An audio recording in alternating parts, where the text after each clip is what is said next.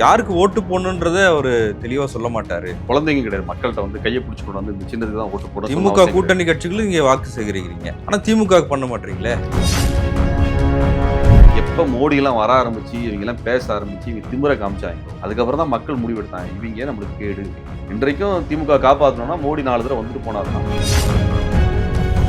BJP வந்து திமுகவை ஆட்சியை விட்டு நீக்க வேண்டும் என்று நினைக்கிறாங்க. ஆனா அதிமுகவை அழிக்க வேண்டும் என்று நினைக்கிறார். பிஜேபிக்காரரை மதுரையில் தேர்ந்தெடுத்து டெல்லிக்கு அனுப்புங்க, பார்த்த உடனே மெட்ரோ வந்துருன்றாரு. இது பிளாக்மெயில் பண்றது. சரி, கோயம்புத்தூர்ல தான் வானதி சீனிவாசன் போச்சு, கோயம்புத்தூர் கொடுத்துருக்க வேண்டியதானே மெட்ரோ. தமிழர்களுக்கு மோடி நெஞ்சில ஒரு தனி இடம் இருக்கு. நாம் தமிழர் வந்து எந்த விதமான அரசியலும் செய்யாம அவங்கள கூட்டணி வச்சுக்கிட்டாங்க. மிகப்பெரிய துரோகம். சங்கரமடத்துக்கு போயிட்டு வந்திருக்கிறாரு சீமான். சங்கரமடத்துக்கு போயிட்டு பார்ப்பனித்து பல முகத்தோட வருது. ஒரு பக்கம் அதிமுக, ஒரு பக்கம் சீமான். தமிழ் தேசியத்தின் மிகப்பெரிய எதிரி சீமான் தான். இப்ப விஜய் சொல்றாரு இல்லையா, பாஜகவும் திமுகவும் ஒண்ணுதான்.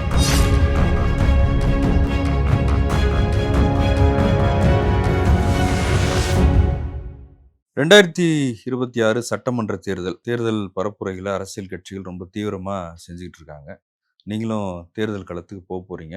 நீங்க ஒவ்வொரு தேர்தலையும் ஒரு நிலைப்பாடு எடுத்து உங்களுடைய தோழமை கட்சிகளுக்கு நீங்க வந்து பிரச்சாரம் செய்வது உண்டு.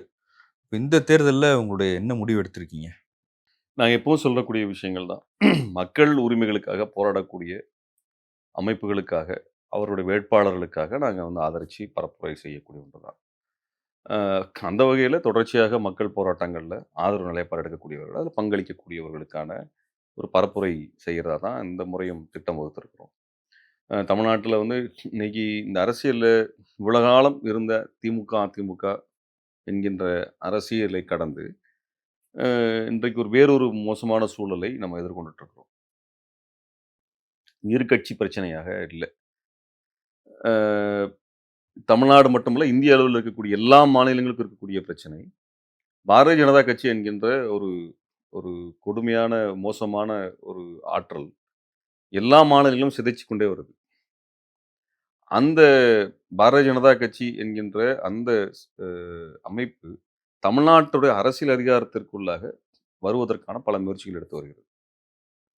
அப்படியான ஒரு முயற்சியை நம்ம வந்து தடுப்பதற்குரிய பரப்புரையை, அரசியல் படுத்தலை நம்ம செய்யணும். அதுதான் எங்களுடைய திமுக வந்து இது தமிழ்நாட்டுக்கும் டெல்லிக்குமான தேர்தல்னு சொல்றாங்க. அதை எப்படி பாக்குறீங்க? இல்ல, இந்த முழக்கத்துல நியாயம் இருக்குது. தமிழ்நாட்டுக்கும் அது பாரதிய ஜனதா கட்சியினுடைய அதிகார மையமாக இருக்கக்கூடிய டெல்லிக்குமான சண்டை தான். இன்னும் சொல்லப்போனா ரொம்ப தெளிவா குறிப்பா சொல்லணும்னா, அது தமிழ்நாட்டிற்கும் நாக்பூருக்கும் ஆர்எஸ்எஸ்ஸினுடைய தலைமையகத்துக்கும் நடக்கக்கூடிய சண்டை தான் அது. ஆர்எஸ்எஸ் இல்லாம பிஜேபின்னு ஒண்ணுமே கிடையாது. அப்ப அடிப்படையில ஐடியாலஜிக்கல் ஹெட் குவார்ட்டர்ஸ் வந்து நாக்பூர். பொலிட்டிக்கல் ஹெட் குவார்ட்டர்ஸ் வேணா டெல்லியா இருக்கலாம்.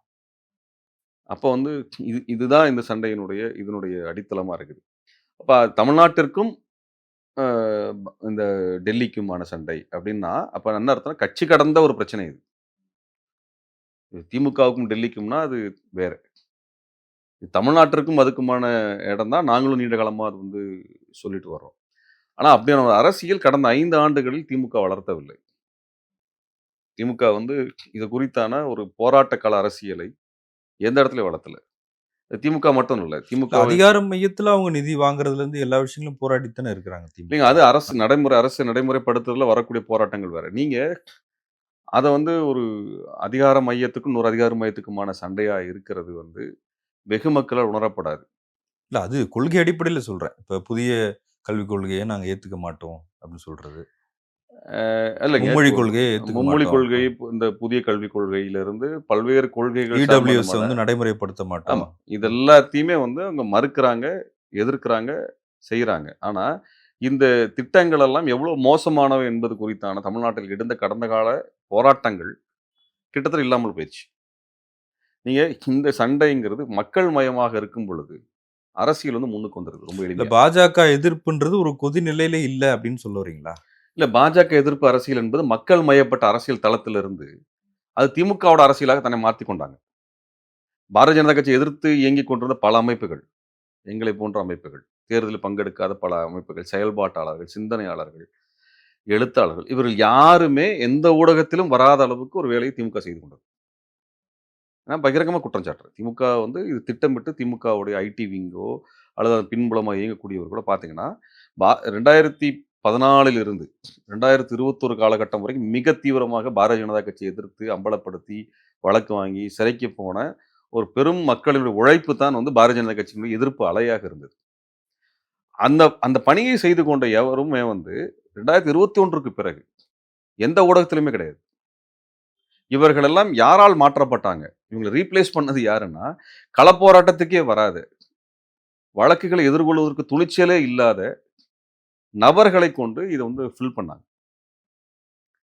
அது வந்து மக்களுக்கு தொடர்பே இல்லாத நபர்கள் வெறும் கருத்தியலா மேல அப்படி பேசிட்டு போயிரலாம். அது களத்துக்குள்ள போய் அத அரசியலா மாத்தணும் மக்கள்கிட்ட. நீங்க வந்து பிஜேபி எதிர்க்கிறேங்கிறது நீங்க எதிர்த்துட்டு இருக்கிறீங்க. இது சாதாரண மக்களும் புரிஞ்சு இந்த எதிர்ப்பு அரசியலுக்குள்ள வரணும்ல.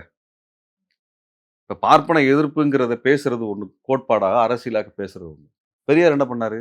அது வெகு மக்களுடைய பார்வைக்கு கொண்டு போய் சேர்த்தார். வெகு மக்களுக்கு உணர்த்தினார். சில வெகு மக்கள அரசியல்படுத்தினார். களத்துக்கு கொண்டு வந்தார். போராட்டத்துக்கு கொண்டு வந்தார். ஆதாயம் கடந்த ஒன்றுக்கா கொண்டு வந்தார். இப்ப நீங்க வந்து வெறும் கட்சி அரசியலுக்குள்ளாக மட்டும் அத நிறுத்துனீங்கன்னு வச்சுக்கோங்களேன். மக்கள் என்ன நினைப்பான்னா, உன் கட்சி அதிகார பிரச்சனைக்காக என்ன கொண்டாந்து நீ சேர்த்தாத. நீங்க தொடர்ந்து பாஜக எதிர்ப்பு அரசியல பேசுறீங்க. திமுக உங்கள ஆதரிக்கும்னு நினைக்கிறீங்களா? என்ன திமுக எங்க எது எங்கள ஆதரிச்சு நாங்க நீங்க எந்த இல்ல இப்ப இடத்துல நீங்க எந்த இடத்துலயும் நான் திமுக ஆதரவாளன் இல்லை அப்படின்றத சொல்லியிருக்கீங்க ஆமா, பகிரங்கமா. ஆமா. இல்லையா? அப்ப என்ன என்ன திமுக கிட்ட என்ன எதிர்பார்க்குறீங்க அப்ப? பாரதிய ஜனதா கட்சி எதிர்ப்புல பல பேர் இருப்பாங்க. பாரதிய ஜனதா கட்சிங்கிறது எதிர்ப்பு என்பது ஒரு கட்சி சார்ந்த பிரச்சனை இல்ல.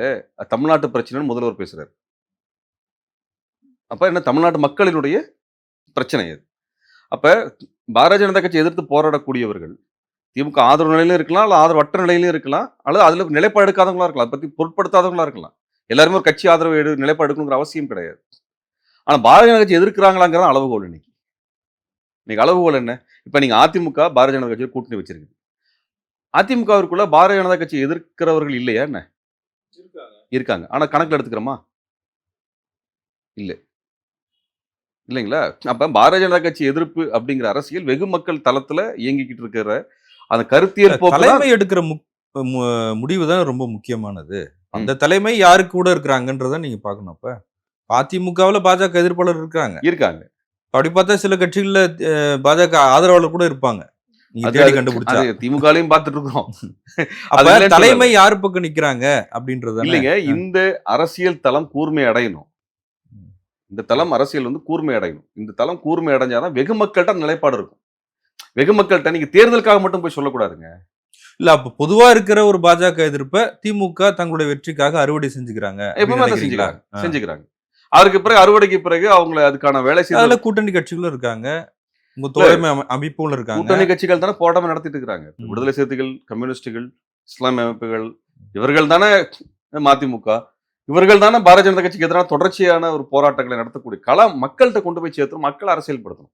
வேறு தேர்தலுக்காக மட்டுமே பேசுறது இல்ல. தேர்தலுக்காக நீ பிஜேபி போடாம எனக்கு போடு சொல்றதல்ல பாஜக எதிர்ப்பு அரசியல். ம். ம். பாஜக என்பது தமிழ்நாட்டுக்கு தேவைப்படாத ஒன்று. ம். அதுதான் அரசியல். அது தேர்தல் என்பது ஒரு முடிவு. ம். அது தேர்தல் வெளிப்படும். அப்படிதான் 2019 வெளிப்பட்டுச்சு. இல்ல அந்த போராட்டத்தின் மூலமாக சட்டமன்றத்துல பேசுனதன் மூலமாக சில சட்டங்களை திரும்ப பெற்றிருக்கிறாங்கல்ல திமுக. புரியல என்ன சொல்ல வரீங்க? 12 மணி நேர வேலை ஆமா, நேர சட்டம். அத ஆமா. வந்து திரும்ப பெற்றாங்க திமுக. அப்புறம் பல்கலைக்கழகங்கள் சம்பந்தமா வந்து ஒரு சட்டம் அத திரும்ப பெற்றாங்க. அப்புறம் சாம்சங் போராட்டத்துல வந்து இது மாரி நெறைய சொல்லலாம். அதாவது கூட்டணி கட்சிகள் நடத்திய போராட்டங்கள் மூலமாக ஒரு தீர்வு ஆமா. நடந்திருக்கு இல்லையா? இது நீங்க என்ன பார்க்க வேண்டியிருக்குன்னா, இது திமுகவினுடைய தவறான கொள்கை முடிவுகள். ம். இத வந்து எதிர்கொண்டிருக்க வேண்டியது வந்து திமுகவை எதிர்க்கக்கூடிய கட்சிகள், எதிர்க்கட்சிகளா இருக்கக்கூடிய அதிமுக போன்றவை. அல்லது திமுகவை திராவிடத்தை ஒழிப்பேன், பார்ப்பன கடப்பாரை வச்சு உருட்டுவேன்னு சொல்லக்கூடிய சீமான் பேசியிருக்க வேண்டிய ஒரு ம். வேலை. அல்லது நாங்க திராவிடம் இல்லாமல் நாங்கள் ஆரியத்தை கொண்டு வருகிறோம் என்று சொல்லக்கூடிய பாஜக பேசியிருக்க வேண்டிய ஒன்று. ம். அதிமுக, பாஜக, நாம் தமிழர் ம். 3மே திமுகவினுடைய தவறான கொள்கையை எதிர்த்து போராட்டம் நடத்தல. திமுகவோட கூட்டணியில் இருந்த கட்சிகள், ம். கம்யூனிஸ்டுகள், வேல்முருகன் போன்ற தமிழ் தேசிய சிந்தனை கொண்ட தோழர்கள், இஸ்லாமிய அமைப்புகள், மறுமலர்ச்சி திராவிட முன்னேற்றக் கழகம், இப்படிப்பட்ட அமைப்புகள், ம். விடுதலை சிறுத்தைகள் கட்சி, இவர்கள் தான் வந்து இந்த இந்த நிலைப்பாட்டுல வந்து இயங்குறாங்க. ம். இவங்க தான் அதை வந்து உடனடியாக எதிர்த்து எதிர்த்து பேசுறாங்க, மறுத்து பேசுறாங்க. எதிர்க்கட்சிகளா இவங்க தான் இயங்குனாங்க.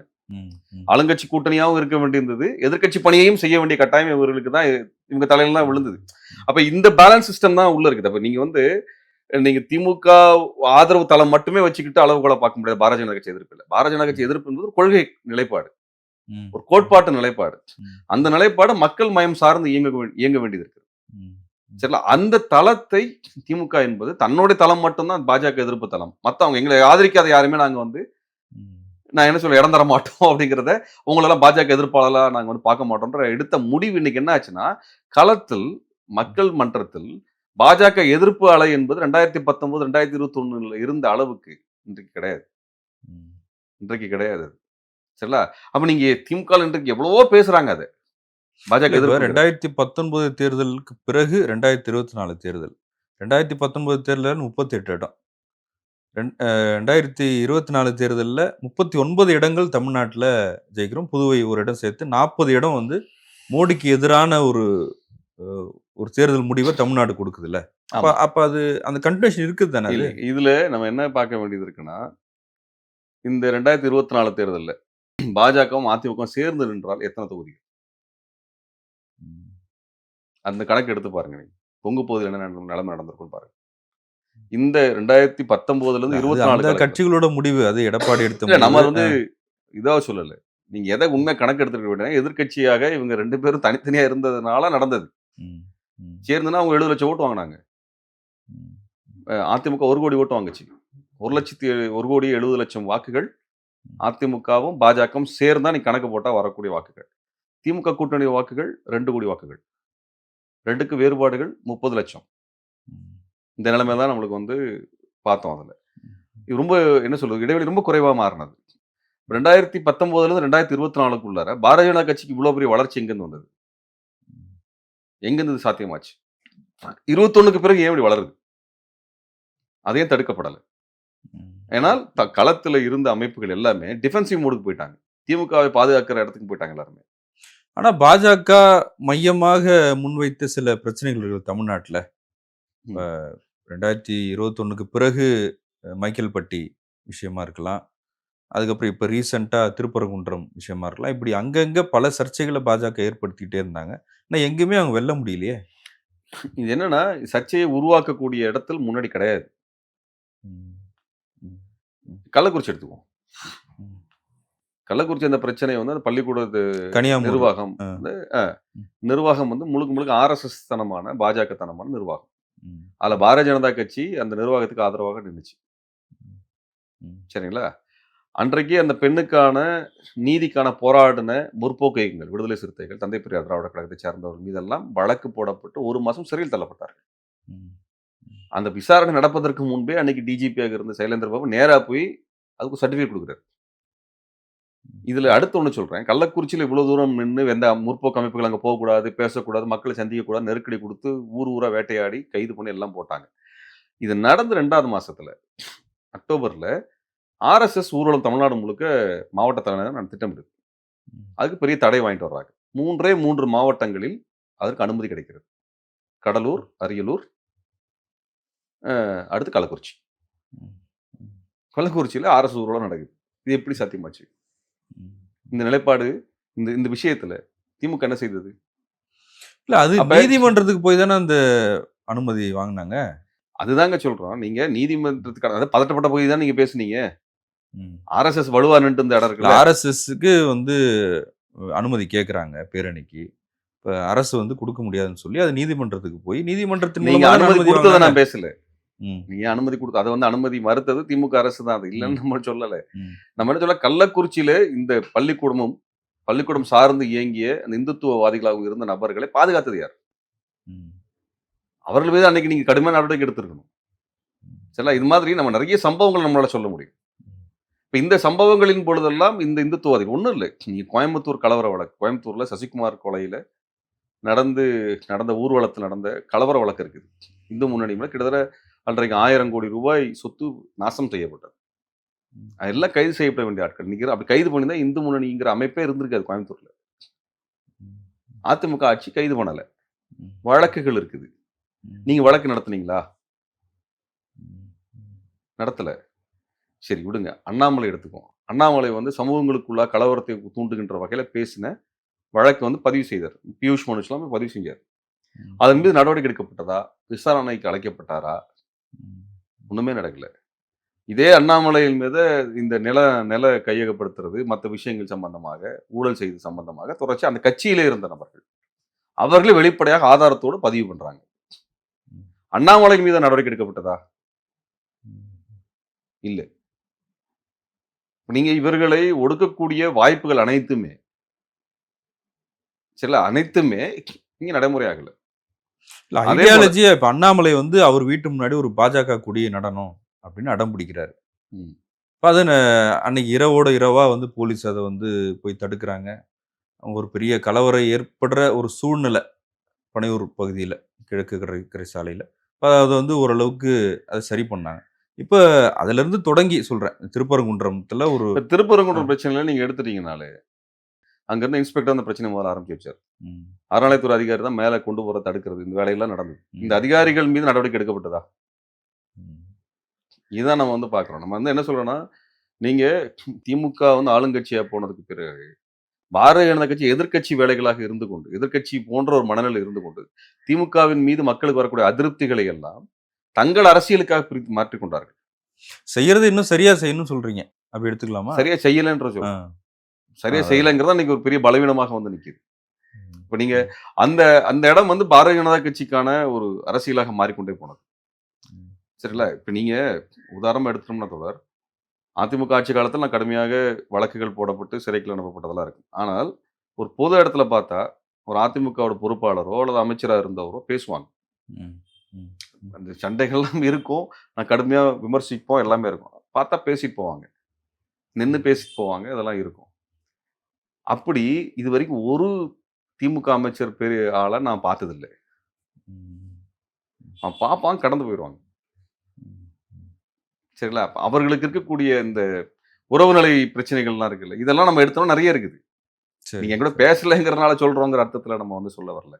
இங்க இருக்கக்கூடிய கிராஸ் ரூட் மூவ்மெண்ட்டோட உங்க கனெக்டிவிட்டி என்ன? ம். கிராஸ் ரூட் மூவ்மெண்ட் என்ன வளர்த்து எடுத்தீங்க? எந்த கிராஸ் ரூட் மூவ்மெண்ட் இந்த 5 வருஷத்துல?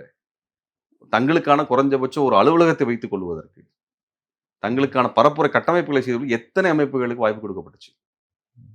எத்தனை அமைப்புகள் வலுவா மாறுனாங்க? இன்னைக்கு எ போன எலக்ஷன் அப்ப 2 எலக்ஷன் அப்பவும் வானதி சீனிவாசன் பேசுனதுல ஒரு முக்கியமான கமெண்ட் என்னன்னா, நாங்கள் தோல்வி அடைந்ததற்கு காரணம் இங்க இருக்கக்கூடிய சிறு சிறு அமைப்புகள் நாங்க. ம். இந்த சிறு சிறு அமைப்புகள் எவ்வளவு வளர்த்தப்பட்டுச்சு? எவ்வளவு கூட்டங்கள் நடத்த அவங்களுக்கு வாய்ப்பு கிடைச்சது? அனுமதிய நான் சொல்லல. ஒரு கூட்டம் நடத்துறதுக்கான செலவினங்கள் என்ன? நீங்க திமுக வ ஆதரிக்கிற வரைக்கும், திமுக வேலை செய்ற வரைக்கும் உங்கள அனுமதிப்பாங்களே ஒழிய, உங்களை வளர்த்துக் கொள்வதற்கு, உங்க செயல்பாடுகளை வளர்த்துக் கொள்வதற்கான பெரிய பங்களிப்புகள்லாம் நடக்கல. அப்படியான ஒரு ஒரு வேலைகள்லாம் நடக்கவே இல்ல. சரிங்களா? ம். அது ஒரு பெயரளவுல ஒரு ஆதரவு அப்படிங்கிற அடிப்படையில பெயரளவுல மரியாதை குடுக்குறது, கூட்டத்துல ஏறி அப்படிங்கிற இடத்துக்கு கடந்து போயிட்டாங்களே ஒழிய, இங்க கிராஸ் ரூட் பாலிடிக்ஸ் அப்படிங்கிறது வளரல. ஆனா, ம். அதாவது வலதுசாரிகளுக்கு எதிரான இடதுசாரி கட்டமைப்புகள், ஜனநாயக கட்டமைப்புகள், பெரியாரிய, அம்பேத்கரி கட்டமைப்புகள் வளர்த்தெடுக்கப்படல. ஆனா, பிஜேபி ரூல் பண்ணக்கூடிய, ஆட்சி செய்யக்கூடிய மாநிலங்கள்ல பாருங்க, வலதுசாரி அமைப்புகள், கிராஸ் ரூட் அமைப்புகளாக மாத்தப்படும். வளர்த்தெடுக்கப்படும். அவருக்கு எல்லா உதவிகளும் கொடுக்கப்படும். அவங்க மேல வழக்குகள் நிறுத்தப்படும். இன்றைக்கு இங்க இருக்கக்கூடிய பெரியாரி அமைப்புகள் மீது, அம்பேத்கரி அமைப்புகள் மீது, உங்களுக்கு வந்து ரவுடி பட்டியல் லிஸ்ட்ல பேர வச்சிருக்கிறாங்க. எனக்கு என் பேர் ரவுடி பட்டியல் லிஸ்ட்ல இருக்கு. ம். அதிமுக ஆட்சியில சேர்த்தாங்க. ம். ம். இன்றைக்கு திமுக ஆட்சியில அந்த ரவுடி பட்டியல் லிஸ்ட் வச்சிட்டு இருக்கிறதுக்கான காரணம் என்ன? ம். என்ன காரணம் இருக்க போகுது? இன்னும் என் மேல வந்து சிபிசிஐடி விசாரணை நடத்த வேண்டிய அவசியம் என்ன? 5 வருஷமா வந்து அதிமுக காலத்துல ஆரம்பிச்சாங்க. திமுகல 5 வருஷமா சிபிசிஐடி வழக்கு நடத்திட்டு இருக்கு. ம். இது எவ்வளவு பெரிய நெருக்கடி நாங்க எதிர்கொள்றோம் தனிப்பட்ட வாழ்க்கையில. ம். இது மாரி எத்தன பேருக்கு? எத்தன பேருக்கு? நீங்க சீர்காழியில் எடுத்துக்கோ. சீர்காழி தந்தை பெரியார் திராவிட கழகத்தினுடைய பெரியார் செல்வம் தோழர்கள். நீண்ட காலமாக ஒரு பெரிய பாரம்பரிய குடு திராவிட குடும்பம் அவங்க. பெரியாரிய குடும்பம் அவங்க. அவர் மேல இது ஹிஸ்டரி ஷீட்டர் வழக்கு இருக்கு. கடுமையாக போராடக்கூடிய ஒருத்தர். இது மாரி எடுத்துட்டீங்கன்னா, எல்லா இடங்கள்லயும் இந்த மாரி ஒரு விஷயங்கள் நடக்கும். எந்தெந்த வழக்குகள்லாம் தீவிரமாக முன்னெடுத்து நடத்தி முடிக்கப்பட்டது? இப்ப ம். நீங்க இவர் பி.ஆர். பாண்டியன் எடுத்துக்குவோம். சரிங்களா? கெயில் பைப் லைனுக்கு எதிரா போராட்டம் நடத்துனது, ஓஎன்ஜிசிக்கு எதிரா நடத்துனதுக்கு அவருக்கு 10 ஆண்டு தண்டனை வந்தது. ம். அவர் அரசியல் என்ன வேணா இருந்துட்டு போட்டுங்க. ஆனா மக்கள் பிரச்சனைக்காக இறங்கி போராடினது தான் அந்த காலத்துல உங்களுக்கு 10 ஆண்டுகளுக்கு முன்னாடி 10, 12 ஆண்டுகளுக்கு முன்னாடி பெரும் போராட்டமாக டெல்டாக்குள்ள வந்துச்சு. மீத்தேன் எதிர்ப்பு போராட்டம், ஹைட்ரோ கார்பன் எதிர்ப்பு போராட்டம் வந்தது. அதுல அவர் இருந்தார். அவர் மீது போடப்பட்ட அந்த வழக்கு பேராசிரியர் ஜெயராமன் மீதும், இன்றைக்கு திமுகவுக்கு ஆதரவாளர் இருக்கக்கூடிய தமுமுக பொறுப்பாளர்கள் அல்லது இது பெரியாரி அமைப்பு பொறுப்பாளர்கள், அம்பேத்கர் இயக்க பொறுப்பாளர்கள் மேல இருக்கு. ம், ம், ம், ம், பிஆர் பாண்டியன் வழக்கு நடத்தி முடிக்கப்பட 10 ஆண்டு தண்டனை கொடுத்திருக்காங்க. இவர்கள் மீது போடப்பட்ட வழக்குகள் அனைத்தும் பொய் வழக்குகள். ம், இவங்கெல்லாம் திமுக ஆதரிச்சவங்க. சரில? ம், பொய் வழக்குகள். ம், அதிமுக போட்டுச்சு. பிஜேபி அழுத்தத்தினால் அதிமுக போட்டுச்சு. அந்த வழக்க கூட திமுக நீக்கல. ம், ரத்து பண்ணல. சரில? அங்க பிஆர் பாண்டியனுக்கு 10 ஆண்டு தண்டனை வந்தது. பெரியாரிய தோழர்கள் வந்து பாஜக அலுவலகத்துல பெட்ரோல் குண்டு வீசினாங்கன்னு ஒரு பொய் வழக்கு வந்து அதிமுக காலத்துல போடப்படுது. அதற்கு உடனடியாக வழக்கு நடத்தி அவர்களுக்கு 7 ஆண்டு சிறை தண்டனை நடக்குது. ஆனா, உங்களுக்கு கோயம்புத்தூர் கலவரத்துல சசிகுமார் கலவரத்துல பங்கெடுத்த இந்துத்துவ அமைப்புகள் மீது என்ன வழக்கு நடத்தப்பட்டு தீர்ப்பு வந்தது? ம், ம். அண்ணாமலை மீது சமூக விரோதமாக மக்கள் சமூக விரோதமாக இயங்கியதுக்கு என்ன தீர்ப்பு? மைக்கேல் பட்டியை பத்தி பொய் பேசினார்ல அண்ணாமலை. என்ன வழக்கு, என்ன விசாரணை நடந்தது? இப்ப இதெல்லாம் தான் நம்ம வந்து எடுத்து பார்க்கும் பொழுது, ஏன் நீங்க இதெல்லாம் செய்யலங்கிறத இப்ப நீங்க இதெல்லாம் நடக்காம திடீர்னு எப்படி ஒரு பிஜேபி எதிர்ப்பு மனநிலை இங்க வரும்? இப்ப நான் என்ன கேட்கிறேன்னாங்க, இந்திய எதிர்ப்பு போராட்டம் நடத்துனோம். அ இந்த செய்தி திமுக ஆதரவுடைய சேனல்ல செய்தியா வரல மொத நாள். 2வது நாள் சன் டிவி ஒரு ட்வீட் போடுது. கலைஞர் நியூஸ்ல இல்ல. ஆனா வெளிய என்ன பேசுறாங்க? இப்ப ஏன் போய் மடமாத்துறதுக்கு திமுகக்கு ஆதரவா இத பண்றீங்களான்னு பேசுறாங்க. சரிங்களா? சிவா திலீபன்ங்கிற தோழர் வந்து உயிர் கொடுத்து, தமிழுக்காக உயிர் கொடுத்து, அவர் மரணம் எய்து நம்ம 7, 8 நாட்கள் அவர் உயிருக்கு போராடி, அதுல வந்து முதலமைச்சர் பார்த்தாரு, உதவி பண்ணாங்க. எங்களுக்கு பெரிய மகிழ்ச்சி தான். ஏன்னா, அந்த மாரி ஒரு ஆதரவு கிடைச்சது. ஆனால் அவர் மரணம் அடைந்ததற்கு பிறகு, அவர் மரியாதை செலுத்துறதுக்கு ஒரு திமுக தலைவர் வரல. ஆனா ரவீந்திரன் துரைசாமின்ற ஒருத்தர் ஊடகத்துல பேசுறாரு. அவர் என்ன பண்ணாருன்னு தெரியல. அவர் திராவிடத்துக்கெல்லாம் ஆதரவுலாம் இல்ல. அவருங்க அப்பா இறந்ததுக்கு போய் அமைச்சர் போய் மலர் வளையம் வைக்கிறாரு. விஜய் ஊர்வலத்துல போன ஒரு பையன் விழுந்து இறந்து போனா, அதுக்கு ஒரு அமைச்சர் போய் மலர் வளையம் வைக்கிறாரு. புரியுதுங்களா? அப்ப இந்த அரசியல் தளம், இது வந்து ஊடகத்துல அவங்களுடைய ஆதரவு ஊடகத்துல என்ன ஊடகத்துல வந்துச்சு? வரல. என்னன்னா, அதுல இருக்கக்கூடிய திமுக இருக்கக்கூடிய திராவிட ஆதரவாளர்களா இருக்கக்கூடியவர்கள் தான் இந்த மாரி விஷயங்கள பேசுறாங்க. அன்றைக்கான எம்எல்ஏவா இருந்த பரந்தாமன். அவர் தொடர்பு கொண்டு பேசி உதவிகளை செய்தாரு. தோழர் எழிலன் உதவி செஞ்சாங்க. என்ஆர் இளங்கோ உதவி இவங்கலாம் திராவிட சிந்தனையோடு வரக்கூடிய தோழர்களாக இருந்து பண்ணாங்க. ஆனா கட்சியாக நீங்க வந்து என்ன செஞ்சிருக்கணும்? எல்லா அமைச்சர்களும் என்ன போட்டாங்க? உணர்ச்சி வயப்பட வேண்டாம், உணர்ச்சி வயப்பட வேண்டாம். மொத்தம் முடிச்சு விட்டாங்க. உணர்ச்சி வயப்பட்டு நடந்ததா கிட்டத்தட்ட 1½ ஆண்டு காலமாக மே 14க்கு வந்து இந்திய எதிர்ப்பு போராட்டத்தை நடத்திட்டு இருக்கிறோம். பரப்புரை செஞ்சுட்டு இருக்கோம். அதுக்கு முன்னாடி நீண்ட காலமா இந்த போராட்டத்துல நாங்க இருந்துட்டு தான் இருக்கிறோம். அப்ப நீங்க அது என்னன்னா, இந்த தமிழ்நாட்டினுடைய அரசியல் தன்மை இருக்கு இல்லைங்களா? அந்த அரசியல் தன்மை வடவர் எதிர்ப்பு, இந்துத்துவ எதிர்ப்பு, இந்தி எதிர்ப்பு, ஆதிக்க எதிர்ப்புங்கிறது தமிழர்களுடைய ஒரு மனநிலை போக்கு. இதுல வந்து திமுகவோட தான் மட்டுமே நீங்க எடுத்துட்டு பார்த்துட்டு பண்ண முடியாது. பொதுவான ஒரு அரசியல் தளங்குள்ள நீங்க வளர்த்த முடியும். ஏன்னா நீங்க எப்ப பாஜக எதிர்ப்பு நிலைப்பாடுக்கு வந்தீங்க? கேட்கலாமா அத? என்னைக்கு வந்தீங்க? 2014ல வந்தீங்களா? 16ல வந்தீங்களா? என்னைக்கு வந்தீங்க? எப்ப நிலைப்பாடு எடுத்தீங்க? கடந்த 10 ஆண்டுகள்ல. அது எல்லாத்துக்குமே தெரியும். நீங்க எப்ப நிலைப்பாடு எடுக்கிறீங்கன்னு தெரியும். சரிங்களா? தமிழ்நாட்டுல ஒரு மிகப்பெரிய எழுச்சி வருது. கருஞ்சட்டை பேரணிலாம் நடக்க ஆரம்பிக்குது. அதுக்கு பிறகு நீங்க ஒரு நிலைப்பாடு எடுக்கிறீங்க. வெளிப்படையா பேச ஆரம்பிக்கிறீங்க. ஜல்லிக்கட்டு போராட்டம் நடந்த பொழுது பிஜேபிக்கு எதிரான போராட்டம் தான் அது. அன்னைக்கு என்ன நடந்தது? உங்க நிலைப்பாடு என்ன? அந்த சமயத்துல உங்க நிலைப்பாடு, உங்க அறிக்கைகள் என்ன? இப்படி நம்ம பார்த்தோம்னா நெறைய இருக்கு. இப்ப நம்ம அதையெல்லாம் கடந்து தான் நம்ம இந்த அரசியல் இன்றைக்கு தமிழ்நாட்டுல எல்லாரும் ஒண்ணா நிக்கணும். இப்ப என்ன பிரச்சனைனா, தமிழ்நாட்டுல திமுக மேல இந்த குறைய சொல்றோம். திமுகவுக்கு மாற்றுன்னு பேசக்கூடிய அதிமுக என்ன சொல்லுது? அதிமுக என்ன மாற்ற வைக்குது? தமிழ்நாட்டுல திமுக விமர்சனம் வைத்து நம்ம நடத்தின போராட்டங்கள். இப்ப அனகாபுத்தூர் போராட்டம், வீடு இடிப்பு போராட்டங்கள்லேருந்து, மாஞ்சோலை தொழிலாளர்கள் போராட்டங்கள்ல இருந்து பல்வேறு போராட்டங்கள்ல மே 14க்கு நின்னோம், போராட்டம் நடத்தினோம், வழக்குகள் வாங்கினோம். இது எந்த போராட்டத்துக்கும் நாங்க திமுக விமர்சிச்சு தான் நடத்தின போராட்டங்கள். எந்த போராட்டத்துக்கும் அதிமுக ஆதரவு அளிக்கல. அறிக்கை போடல. அவங்க ஊடகத்துல செய்தியாக்கல. அப்ப நீங்க திமுகவோட தான் நின்னீங்க அங்க. சரில? நீங்க தூய்மை பணியாளர் போராட்டம், சாம்சங் போராட்டம்னு சொல்லி மத்த தோழமைப்புகள் பண்ணுனது, வேங்க வயல் பிரச்சனை பேசுறாங்க எல்லாருமே. திருமாவ எல்லாமே கார்னர் பண்ணணும்னு சொல்றாங்க. சரிப்பா, வேங்க வயலுக்கு அவர் பெரிய போராட்டத்த அங்க நடத்தினாரு, சென்னையில நடத்தினாரு, அனைத்து மாவட்டங்கள் தலைநகர் நடத்தினாரு, பெரிய அழுத்தத்த குடுத்தாரு. நீ திருமாவளவன் விமர்சிக்கிறீங்க. நீங்க என்ன போராட்டம் நடத்துனீங்க? நீங்க என்ன போராட்டம் பண்ணீங்க? ஏன் அவன் வந்து தமிழன் கிடையாதா? நாம் தமிழர் என்ன போராட்டம் நடந்துச்சு? இவங்கலாம் பெருசா தலித்துகளுக்கு பாதுகாப்புன்னு சொல்ற மாரி சீமான் பேசிட்டு இருக்கிறாப்டி. சீமான் அங்க போய் நேர்ல பார்த்துட்டு நேர்ல வந்தாரா? பார்க்குற ஆ. எல்லாரும் தாங்க பார்த்தாங்க. எங்களுக்கு உள்ள விடல. மத்தவங்க அவங்க போயிட்டு வந்தாரு. ம். எல்லா இடத்துக்கும் போய் பார்த்து வர்றதுன்னு பெரிய விஷயம். நீங்க என்ன மக்கள்ட்ட அந்த செய்திய கொண்டு போய் நின்னு பேசுனீங்க? அப்படி பேசின இடைநிலை சாதிகள் ஓட்டு விழுகாதுன்னு சொல்லி பயந்து ஓடுனாங்க. ம். அதிமுக ஓடுச்சு. பிஜேபி எட்டியே பார்க்கல. நாம் தமிழர் வரவே இல்ல. ம். இந்த பிரச்சனைய எடுத்து நீங்க என்ன பண்ணியிருக்கணும் நீங்க? திமுக தப்பு பண்ணியிருக்குது. அப்படின்னு எடுத்து நீ சண்டை எடுத்து போட்டு அவன் தமிழன் தான். நீ பேசுறல இவன் தமிழன், தெலுங்குன்னு பேசிட்டு இருக்கிறியே. இல்லையா? அவன் தமிழன் தானே? சரி, பாதிக்கப்பட்டவன். அவங்க அந்த வேலைய சரியா செய்யல. இப்ப விஜய் சொல்றாரு இல்லையா? பாஜகவும், திமுகவும் ஒண்ணுதான். அதனால என்ன ஆதரிங்கன்னு சொல்றாரு. விஜய பொறுத்தவரைக்கும் ஒண்ணே ஒண்ணு தாங்க. விஜய் தமிழ்நாட்டுல திமுக எதிர்ப்பு அரசியலை கட்டுறாரு. அப்படின்னா, திமுகவுக்கு ஒரு கொள்கை கோட்பாட்டு தளம் இருக்குது. அத்தளத்துல இயங்குறாங்க. அரசாக சில கோட்பாடுகள முன்வைக்குது. மக்கள் தளங்கள்ல சில கோரிக்கைகள் இருக்குது. பல போராட்டங்கள் நடக்குது. இது எதோடும் தன்னை பிணைத்துக் கொள்ளாத, தன் கட்சிய கொண்டு போய் சேர்க்காத ஒரு இடத்துல இருந்து விஜய் அரசியல் பண்றாரு. ம். இது எந்த இடத்துலயும் அவர இணைக்கல. நீங்க திமுக எதிர்ப்பு அரசியல், திமுக விமர்சன அரசியல், திமுகவோட திட்டங்களுக்கு மாற்று அரசியல்னு பேசக்கூடிய அமைப்புகளோட எந்த தொடர்பும் வச்சுக்க மாட்டாரு அவரு.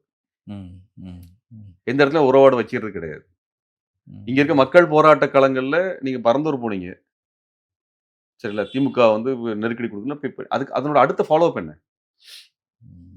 அனகாபுத்தூர் வீடிடிப்பு சமயத்துல வந்து நாங்க கேட்டோம். அவங்க பேசுனாங்க. அவங்க கட்சியிலருந்து பேசுனாங்க. ம். இப்ப ஒரு அறிக்கை நிர்மல் குமாரா? அவர் பேசினாரு. நான் சொன்னேன், ம். "நீ ஒரு அறிக்கையாவது குடுங்க. என்ன ஒண்ணுமே பேசலையே" அப்படின்னோம். ம். ஒண்ணுமே வரல. ம். ம். ம்.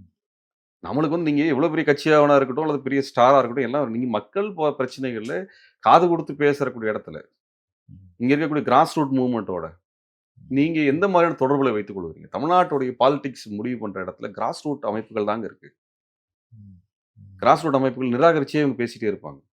இந்த கிராஸ் ரூட் அமைப்புகள் தான் அரசியல் தளத்துல முடிவு பண்ணுது பல விஷயங்கள. ஒப்பீனியன்ஸ முடிவு பண்ணுது. ம். அந்த தளங்களோடயோ, அந்த கனெக்ஷன்ஸோடயோ எந்த இடத்துலயுமே தன்னை இணைத்துக் கொள்ளாத இடத்துல சீமான் இருந்த மாதிரி தான் விஜயும் இருக்கிறார். ம். ம். ம். விஜயும் இருக்கிறார். 2 பேரும் அப்படிதான் இருக்கிறாங்க. இப்ப விஜய் இருந்து என்ன வித மாற்று திட்டம் வருது எனக்கு? எனக்கு மாற்று திட்டம். நீங்க வந்து பாஜக ஓட திட்டங்களை தடுக்கிறோம் என்று திமுக பேசுது. சரிங்களா? திமுகவுக்கு மாற்று என்று நீங்கள் பேசுகிறீர்கள். பாஜக நான் ஏற்றுக்கொள்ள என்று பேசுறீங்க. அப்ப பாஜக எதிர்ப்புல நீங்க திமுகவிடமிருந்து என்ன மாறுபடுறீங்கன்னு நீங்க சொல்லணும். ம். ம். திமுகவுடைய கொள்கை திட்டங்கள்ல இருந்து நீங்க எத முன்னேத்தி வேறையா கொண்டு வரீங்கங்கிறத நீங்க சொல்லணும். ம். எங்களுக்கு அதுதான் தேவை. அதுதான் தேவை. ரொம்ப மேலோட்டமான விஷயங்கள் அல்ல. ஒரு நுனிப்புல் விஷயங்கள் அல்ல. ம். திமுகவுடைய தவறுகள் இருக்குது, குறைகள் இருக்குதுல இருந்து நீங்க இப்ப காவல் நிலைய மரணங்கள குறித்து பேசுறாரு. அஜித் படுகொலைய நேரா போய் பார்த்து வந்தாரு. மத்த விஷயங்கள்லாம் பேசுறீங்க. காவல்துறையில சீர்திருத்தம் கொண்டு வரத பத்தி என்ன முடிவு திரு விஜய் அவர்கள் முன்வைக்கிறார்? ம். சாதிய பிரச்சனைகள் நடக்கக்கூடியதுல நீங்க அம்பேத்கர பேசுறீங்க. அண்ணல் அம்பேத்கர பேசுறீங்க. நீங்க என்ன தீர்வு வைக்க போறீங்க? இவங்களுடைய அரசியலுக்கு மாற்றா என்ன வைக்க போறீங்க? அத தெளிவா சொல்லுங்க. அதுல நிலைப்பாடுகள் வேணும். திருப்பரங்குன்ற விஷயத்துல என்ன நிலைப்பாடு? அவங்க நிலைப்பாட எடுக்கல. எதுவுமே நிலைப்பாடு எடுக்கல. சரி எங்க அமைப்பு நாங்க இந்திய எதிர்ப்பு போராட்டம் நடத்தினோம். ஒரு தோழர் வந்து உயிரிழந்தாரு. அதுக்கு உயிர் கொடுத்தாரு. அவருக்கு ஒரு மரியாதை செலுத்தி உங்க கட்சியில இருந்து அறிக்கை எதுவுமே வரவே இல்லையே. ம். எதுவுமே வரலையே. நீங்க நீங்க அத பண்ணியிருக்கணும்ல. ம். நீ பெரியாரை ஏற்றுக்கொள்கிறீர்கள். தமிழ் தேசியத்தை ஏத்துக்கொள்றீங்க. அப்ப அது ஏன் வரல? நாங்களும் கட்சி கிடையாதே. ம். இது உங்க கணக்கிலே வரல அப்டின்னா, சரிங்களா? அப்ப நீங்க இத பொருட்படுத்தல, நாங்க ஏன் உங்கள பொருட்படுத்தணுங்கிற இடம் தான் எல்லாரும் வந்து நிப்பாங்க. தமிழ்நாட்டில இருக்கக்கூடிய இது போன்ற இல்ல, அவருக்கு ஒரு மக்கள் செல்வாக்கு இருக்கு. செல்வாக்கு அ. இருக்குங்க. நான் அ. அதெல்லாம் இல்லைன்னு சொல்லல. அதாவது செல்வாக்கு வந்து ஒரு திரைத்துறையில 30 ஆண்டுகளாக எல்லாத்தையும் என்டர்டெயின் பண்ணியிருக்காரு. ம். கொண்டாட வச்சிருக்கிறாரு, சிரிக்க வச்சிருக்கிறாரு, அழுக வச்சிருக்கிறாரு. இப்படிப்பட்ட ஒரு ஒரு ஒரு ஒரு நடிகர் அவர். அது மேல எல்லாத்துக்கும் ஈர்ப்பு இருக்குது. அவர் நடிப்பா எனக்கும் புடிச்ச ஒரு நடிகர் தான். ம். சரிங்களா? எல்லாருக்கும் ஒரு இதா பிடிக்கும் இல்லையா? அது மாரி புடிச்சிருக்கு. ஆனா அரசியல்ங்கிற என் வாழ்க்கை பிரச்சனை. ம். ம். என்னோட வாழ்க்கை பிரச்சனை. இந்த என்னோட பிரச்சனைய தீர்க்கிறதுக்கு நீங்க ஏதாவது சொல்லணும். எனக்கு நீங்க புடிச்சிருக்குங்கிறதுனால மட்டுமே என் பிரச்சனைய தீர்த்துருவீங்கன்னு அர்த்தம் இல்ல. அப்படின்னு பார்த்தா நான் என்னுடைய அப்பாவையோ, அண்ணனையோ அம்மாவையோ கூட தான் முதலமைச்சர் ஆக்கிட்டு போயிட முடியும். அப்படி எல்லாரும் முடிவு பண்ண மாட்டாங்க. அரசியல் பிரச்சனைங்கிறது ஏன் என்னுடைய பிரச்சனைகள் என்ன? இப்ப நீங்க வந்த பின்னாடி வாடகை குறையுமா? சொல்லுங்க. என்ன நடக்க அவரும் போகுது? தேர்தல் அறிவிப்புகள்லாம் வெளியிட்டார் இல்லையா? அதுதாங்க. இப்ப என்னன்னா பெண்களுக்கான அடிப்படை நீங்க மறுபடியும் என்னன்னா, எல்லாரும் மேலோட்டமான அறிவிப்புகள் போயிட்டு இருக்கே ஒழிய, தமிழ்நாட்டோட அடிப்படை இல்ல அதாவது பெண்கள் பாதுகாப்பு தொடர்பா வந்து நான் சிசிடிவி கேமரா எல்லா இடங்களையும் பொருத்துவேன். அப்படிலாம் இல்லைங்க பேசியிருக்காரு. தமிழ்நாட்டுல தான் அதிகமான சிசிடிவி கேமராக்கள் பொருத்தப்பட்டிருக்கு. அது குற்றம் நடந்த பிறகு கண்டுபிடிப்பதற்குரிய விஷயம். நீங்க ஒரு அரசு நிறுவனம் வந்து வெறுமனே காவல்துறை கட்டமைப்பை மட்டுமே வைத்து குற்றத்தை நிறுத்திட முடியாதுங்க. சமூக மாற்றங்கள் வந்தா தான் பண்ண முடியும். சமூக மாற்றத்துக்கு என்ன திட்டம் வச்சிருக்கிறீங்க? பெண்கள் மீதான மரியாதையை ஆண்களுக்கு கொண்டு வருவதற்கு என்ன வச்சிருக்கிறீங்க?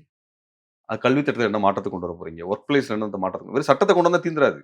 ம். அப்படின்னா சாதி ஒடுக்குமுறையை நிறுத்துவதற்கு சட்டம் வந்திருக்குதுல்ல. அதனால ஜாதி ஒடுக்குமுறை நின்று போச்சா என்ன? அது குறித்து பரப்புரை வரணும், மக்களுக்கு புரிதல் வரணும். இப்படியெல்லாம் சேர்ந்து தான் அது அது வரக்கூடிய இடம். அப்ப அந்த மாதிரியான ஒன்று அவரிடமிருந்து இதுவரைக்கும் வரல. ம். அது கவலைக்குரிய விஷயமா நான் வந்து பார்க்கிறேன் நான். தமிழ்நாட்டுல ஒரு அரசியல் முக்கியமானதுங்க. இந்துத்துவ அரசியல், ஆரிய அரசியல். இன்னைக்கு அது பேர் பிஜேபி. முன்னாடி அதுக்கு வேற வேற பெயர்கள்ல வந்திருக்கிறாங்க அதுல. ம். அவர்களுடைய ஆதிக்கம். அவங்க இந்திய திணிக்கணுங்கிறான். தமிழ் மொழிய பின்னுக்கு தள்ளணுங்கிறான். தமிழ்நாடு வளர்ச்சிய கீழ இழுக்கிறான். சரிங்களா? இது அத்தனையும் செய்யக்கூடிய ஒரு ஒரு ஒரு ஒரு கட்சி, பல்வேறு வழியில உள்ள வந்து ஆதிக்கத்தை செலுத்தும்னு நினைக்கிறாங்க. ம். ம். இந்த கட்சிய விரட்டி விட்டுட்டு, நீங்க திமுகவா, அதிமுகவா, தாவேகாவான்னு முடிவு பண்ணிக்கோங்க பிரச்சனை இல்ல. இப்ப நம்ம பிரச்சனை வந்து ஏன் அதிமுக எதிர்க்க வேண்டிய இடத்துக்கு எல்லாரும் வந்தாங்கன்னா, அதிமுக மீதான விமர்சனத்தின் என்கின்ற அடிப்படையில் அல்ல. பாரதிய ஜனதா கட்சியோடு நிற்கின்ற காரணத்தினால தான். இப்ப 2024 தேர்தல்ல பாஜகவில் கூட்டணி இல்லாமல் அதிமுக தனியா நின்னுச்சு. அப்ப இவ்வளவு எதிர்ப்பு எதிர்கொள்ளல அது. ம். ம். இவ்வளவு எதிர்ப்பு எதிர்கொள்ளல. சரிங்களா? ஏன் அதிமுக எதிர்ப்பு எதிர்கொள்ளுது அப்படின்னா, அது பாஜகவை கொண்டு வர்ற காரணத்தினால தான் எதிர்க்கிறோம். மத்தபடி உங்களுடைய கட்சி போட்டிகளுக்கு நம்மளுக்கு ஒரு பிரச்சனையும் இல்லை. நீங்க கட்சி போடுங்க. நீங்க தேர்தல்ல போட்டி போடுங்க. இப்ப மே 14 இயக்கம் நாங்க என்ன பண்றோம்னா, நாங்க பாஜக எதிர்ப்பை அரசியல் படுத்துறோம் மக்கள்ட்ட. எங்கெல்லாம் வாய்ப்பு இருக்கோ நாங்க போய் சொல்றோம். ம். ம். சரிங்களா?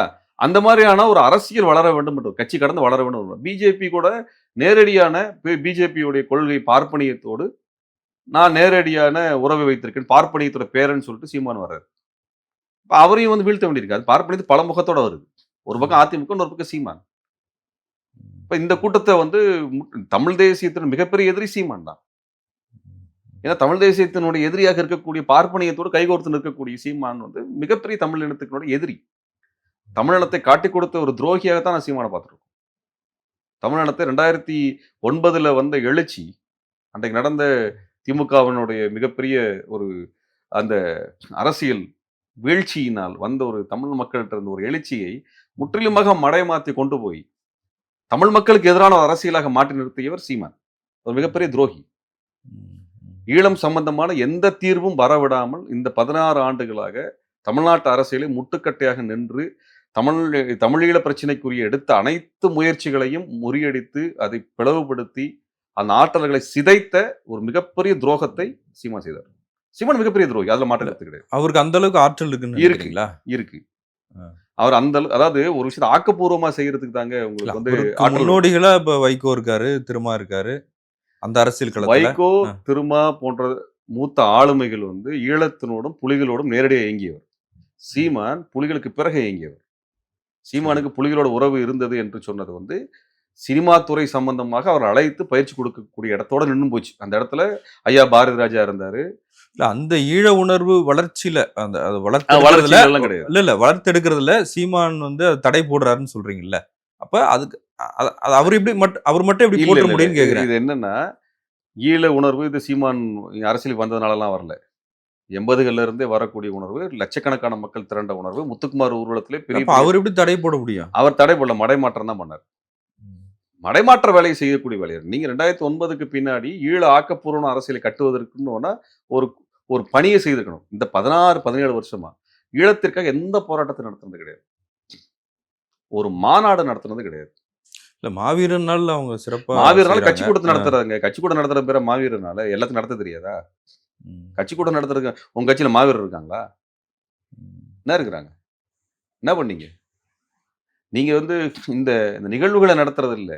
அந்த விடுதலையை முன்னெடுப்பதற்காக தான் நீ விடுதலை புலிகள் சொல்லி நான் கட்சி ஆரம்பிச்சேன். விடுதலை புலிகளோட பிரிவு தான் நான்னு சொன்னா, அப்புறம் அத நடத்தி தான் ஆகணும். ம். அந்த நாடகத்துக்கு தான் அந்த இது வேலையே ஒழிய, அவங்களுடைய கொடியை வச்சுக்கிறது, அவங்கள மாதிரியே வணக்கம் செலுத்துறது, அவங்களுடைய வரலாறுலாம் தான் வரலாறா பேசுறது, அவங்களுக்கு நான் தான் கற்றுக் கொடுத்தேன் கதை விடுறது, இதெல்லாம் பண்ணி பண்ணி பண்ணி இளைஞர்களிடத்துல குழப்பத்தை கொண்டு வந்து அந்த அரசியலை முற்றிலுமாக அழிக்கக்கூடிய இன்னைக்கு ஈழம்னு சொன்னா எத்தனை பேர் வர்றான் போராட்டத்துக்கு? 22 பேர் தீக்குளிச்ச ஊருங்க அது ஈழத்துக்காக. கட்சி கடந்து எது காங்கிரஸ் கட்சியா, திமுக, தேமுதிக, விடுதலை சிறுத்தைகள், மதிமுக இத்தனை கட்சியிலும் தீக்குளிச்சிருக்கிறான். கட்சி கடந்து தான் தமிழா இருந்திருக்கிறான் ஈழ பிரச்சனையில. கட்சியாலாம் இல்ல. சீமான் அதை கட்சி பிரச்சனையா மாத்தினவர். நீங்க பாட்டாளி மக்கள் கட்சியும், விடுதலை சிறுத்தை கட்சியும் முரண்பாடா இருக்கலாங்க. 2 பேத்துக்குள்ள பெரிய முரண்பாடுகள் நடக்கலாம். ஆனா ஒரு காலத்திலுமே வந்து ஈழப் பிரச்சனை என்ற ஒரு இடத்தை வைத்துக்கொண்டு இவர்கள் அவர்களையோ, அவர்கள் இவர்களையோ விமர்சிச்சது கிடையாது. ஈழத்தின் நம்ம தமிழ்நாட்டுக்கு நடக்கக்கூடிய கட்சி சண்டைக்குள்ள ஈழத்தை கொண்டு வரவே மாட்டாங்க. நீங்க திமுகல இருந்தவங்க அதிமுகல எம்ஜிஆர் பண்ண உதவிகளை அங்கீகரிச்சு பேசுவாங்க. அதிமுக இருக்கவங்க திமுகவில் இருக்கக்கூடியவர் பண்ணக்கூடிய உதவிகளை அங்கீகரிச்சு பேசுவாங்க. இது கட்சி கடந்த ஒரு அரசியல தன்னோட சுயநலத்துக்காகவும், தன்னுடைய கோழைத்தனத்திற்காகவும், காட்டிக் கொடுக்கக்கூடிய துரோகத்திற்காகவும் கட்சி பிரச்சனையா மட்டும் நான் மட்டும் தான் ஈழத்துக்கான ஆளு மத்தவன துரோகின்னு ஒரு இழிவான அரசியலை செய்த மிக மோசமான துரோகி தான் சீமான். மிக மோசமான துரோகி. அதனாலதான் அவர் எங்களுக்கு கண்டு எந்த இடத்துல பதில் சொல்றதுக்கு அவங்க கட்சியில ஒருத்தனுக்கும் அதுக்கான தைரியமோ, துணிச்சலோ, நேர்மை யாருக்குமே கிடையாது. யாருக்குமே கிடையாது. தாவேக்கா சரியான தீர்வை சொல்லல சொல்லல. சொல்றீங்க. சீமான் வந்து துரோகி அப்படின்னு சொல்றீங்க. அதிமுக பாஜக கூட நிக்குன்னு சொல்றீங்க. அப்ப இந்த தேர்தல்ல என்ன ஆப்ஷன்? பெரிய குழப்பமான ஒரு சூழல் தான் இன்றைக்கு. இன்றைக்கு இருக்கக்கூடியதுல வந்து இல்ல ஆப்ஷன் நீங்க தெளிவா சொல்லணும்ல அப்ப. பாரதிய ஜனதா கட்சி எதிர்ப்பு அரசியல் கையில் எடுத்துக்கொள்ளுங்க. அதுதான் மக்களுக்கு நம்ம சொல்றது. பாரதிய ஜனதா கட்சி எதிர்ப்பு அரசியலை கையில் எடுத்துக்கொள்ளுங்கள். அந்த இடத்துல நின்று தேர்தல் அணுகுங்க. பாரதிய ஜனதா கட்சி 40 இடத்துல நிக்குது. 40 இடத்துல பாரதிய ஜனதா கட்சி தேர்வு நிக்குது. அந்த பாஜக 40 இடத்துல பாரதிய ஜனதா கட்சி தோற்கடிக்கப்பட வேண்டும். அப்படி பண்ணிட்டோம்னாலே சட்டமன்றத்தில் அவர்களுக்கான பிரதிநிதித்துவம் இல்லை என்று போயிடுச்சுனாலே அவங்க தமிழ்நாட்டுக்குள்ள எந்த குழப்பத்தையும் கொண்டு வர முடியாது. வெறும் 4 எம்எல்ஏ வச்சுக்கிட்டு திருப்பரங்குன்ற பிரச்சனையிலிருந்து, மைக்கேல்பட்டி பிரச்சனையிலிருந்து 1000 பிரச்சனையில வளர்த்தெடுத்தாங்க. சரிங்களா? 40 தொகுதியில் 20 தொகுதி ஜெயிச்சாலே நீ எத்தனை பிரச்சனை கலவரம் பண்ணுவாங்கலாம் தெரியாது. நான் இந்த 40 தொகுதி இருக்கக்கூடிய வேட்பாளர்கள தான் நான் வந்து கவனம் செலுத்துறேன், பார்க்குறேன், கவனிக்கிறேன். 40 நீங்க சொல்றது தாமரை சின்னம். தாமரை சின்னத்துல நிற்கக்கூடியவங்க தான். அப்படின்னு அவங்க எல்லாம் இவங்களுடைய மாஸ்க் தானே. இவங்களுக்கான மாஸ்கா தானே அவங்க இயங்குறாங்க. அதுல வந்து வாசன் அவர்களுடைய கட்சியோ அல்லது புதிய நீதி கட்சி என்று பேசக்கூடியவர்களோ இவர்கள் எல்லாமே வந்து அந்தனுடைய இதுல நீச்சியில் இருக்கக்கூடியவங்க தான். இந்த 40 தொகுதியாக அந்த சின்னத்தை வைத்துக் கொண்டு நிக்கிறாங்க. ஒரு டாலி காமிக்கணும்னு நினைக்கிறாங்க, எண்ணிக்கை காமிக்கணும்னு நினைக்கிறாங்க. அதை தோற்கடிச்சு 40 தொகுதியில் தோற்கடிச்சாதான் முதல்ல அதில் தப்பிக்க போற கட்சி வந்து அதிமுக. அடுத்தது தமிழ்நாடு. 40 தொகுதியில் பிஜேபி தோத்தாதான் நீங்க அதிமுகவை காப்பாற்ற முடியும். அதிமுகவை காப்பாற்ற முடியும். இல்லைன்னா முடியாது. அவன் முதல்ல உங்களை தான் கை வைப்பான். யோசிச்சு பாருங்க, தமிழ்நாட்டை இத்தனை காலம் ஆண்ட ஒரு மெஜாரிட்டியோட ஆண்ட ஒரு அதிமுக கட்சியில கிட்டத்தட்ட உங்களுக்கு வந்து 40 சீட்டு வந்து என் சின்னத்துக்கு கொடுன்னு கேட்டு வாங்கியிருக்கானே, ஒரு எம்எல்ஏ கூட தனியா நின்று ஜெயிக்க வக்கு இல்லாத பிஜேபி. கவுன்சிலரா கூட ஜெயிக்க முடியாதுங்க அவங்கனால. ஆனா 40 சீட்டு வாங்கியிருக்காங்க தன்னுடைய சின்னத்துக்கு. இப்ப இது யாருக்கு வீழ்ச்சி? முதல் தோல்வி யாருக்கு? அதிமுகவுக்கு. அதிமுகவுடைய தொண்டர்கள் நம்ம என்ன சொல்றோம்னா, அதிமுகவும் தமிழர்கள், அவர்கள் திராவிடத்துக்கு பங்களித்தவர்கள். திராவிட மாடல் திமுக சொல்றதுல அதிமுக பங்கு இல்லாமலையா இருக்கு? அவங்களுக்கு இருக்குது. அதை ஏன் எடப்பாடி எடுத்து பேசல? அதிமுக தொண்டர்கள் ரொம்ப பொறுப்புணர்வோடு இந்த வேலையை செய்யணும். உங்க கட்சியை காப்பாற்றணும் அப்படின்னா, இந்த 40 தொகுதியில எப்படி ஒரு தாமரை சின்னம் வெற்றி பெறும்? 40 தொகுதியில் தாமரை சின்னம் வெற்றி பெற்றுச்சுன்னா 40 தொகுதியில் இருக்கக்கூடிய அதிமுக காரனுக்கு அடுத்த வாய்ப்பு கிடைக்குமா? அடுத்த தேர்தல் வாய்ப்பு கிடைக்குமா? கிடைக்காது. நீ எத்தனை தொகுதியிலிருந்து நீங்க 40 தொகுதியா மாத்திருக்கான்? எத்தனை தொகுதி வந்திருக்கான்? நாளைக்கு உன் கட்சியே இருக்காது. நிதிஷ்குமார் மாதிரி எம்பி ஆயிட்டு வேணா எடப்பாடி போய் நாடாளுமன்றத்தில் உட்காரக்கூடிய நிலைமை தான் வந்து உருவாகும். முதல்ல அதிமுக தொண்டர்கள் அவன் கட்சியை காப்பாற்றுவதற்காக 40 தொகுதியில பாஜக தோல்வியடைவதற்கான வேலைகளை செஞ்சாகும். அதனால நாங்க எங்களுடைய இலக்கு வந்து பாரதிய ஜனதா கட்சியை முற்றிலுமாக தோற்கடிக்க வைப்பது தான் எங்களுடைய இலக்கு. இல்ல எதிரி யாருன்னு சொல்றீங்க. ஆனா உங்க மேல இருக்கிற விமர்சனம் என்னன்னா, தேர்தல் சமயங்கள்ல அதாவது யாருக்கு ஓட்டு போடணுன்றத அவரு தெளிவா சொல்ல மாட்டாரு. இல்லைங்க, நாங்க அந்த ஓட்டை எப்படி நீங்க பாக்குறீங்கிறத பொறுத்து இருக்கு. குழந்தைங்க கிடையாது. மக்கள்கிட்ட வந்து கையை பிடிச்சு கொண்டு வந்து இந்த சின்னத்துக்கு தான் ஓட்டு போட திமுக கூட்டணி கட்சிகளும் இங்க வாக்கு சேகரிக்கிறீங்க. நேரடியா அவங்களுக்கு பிரச்சாரம் பண்றீங்க.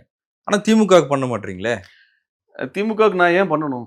நாங்க திமுகவோ அதிமுக இந்த காலத்துல பிஜேபி மட்டும் முன்னாடி நாங்க அதிமுக ஆதரவு தெரிவிக்க மாட்டோம்னு நாங்க சொல்லிட்டோம். அவங்க ஈழத்திற்காக தீர்மானம் கொண்டு வந்தாங்க. ஈழத்தமிழர் விடுதலைக்கான முடிவுகள் எடுத்த பொழுது கூட நாங்க ஆதரிக்க மாட்டோம்னு சொல்றோம். நீங்க இதெல்லாம் உங்க கடமை நீங்க செய்யணும்னு சொல்றோம். நாங்க வந்து ஒரு பிரஷர் குரூப் இதுல. ம். அவங்க ஆளும் கட்சி. வெறுமனே கட்சி மட்டும் கிடையாது. ஒரு அதிகார வர்க்கம் அவங்க. ம். அவங்க அதிகார வர்க்கம் அந்த மாஞ்சோலை பிரச்சனையில திமுக நிலைப்பாடு எடுத்தது. அதான் அதிமுக எடுக்குது. ம். ம். சரிங்களா? தூய்மை பணியாளர் பிரச்சனையில அதிமுக என்ன முடிவு எடுத்ததோ, அத திமுக எடுக்குது. ம். ஒரு அதிகார வர்க்கமா தான் அவங்க யோசிப்பாங்க. அவங்க மக்கள் மயமாக சார்ந்து யோசிக்கக்கூடிய அந்த பண்புல இருந்து என்னைக்கோ மாறி போயிட்டாங்க. அதிகாரத்துல இருந்த கட்சி அது. அதனால தான் நம்ம அவங்களோட பெரிய ஆதரவு தர அவங்க நம்மள நம்பியும் கிடையாது. ம். நம்ம ஒண்ணும் தந்தை பெரியாரும் கிடையாது. நம்ம சொன்னா இத்தனை மக்கள் கேட்கறாங்கங்கிறது கிடையாது. மக்கள அரசியல் படுத்தி யார் எதிரின்னு அடையாளம் காமிச்சிடுறோம். மக்களுக்கு திமுக யாருன்னு தெரியும். அதிமுக யாருன்னு தெரியும். நான் சொல்லணுங்கிற அவசியம் இல்ல. யார் எதிரிங்கிறத சொல்ல வேண்டியது எனக்கு இருக்குது. அந்த எதிரியை எதிர்த்து நாம் தமிழர் வந்து எந்த விதமான அரசியலும் செய்யாம அவங்களோட கூட்டணி வச்சுக்கிட்டாங்க. அது மிகப்பெரிய துரோகம். சங்கர மடத்துக்கு போயிட்டு வந்திருக்கிறாரு. சீமான் சங்கர மடத்துக்கு போயிட்டு வந்திருக்காரு.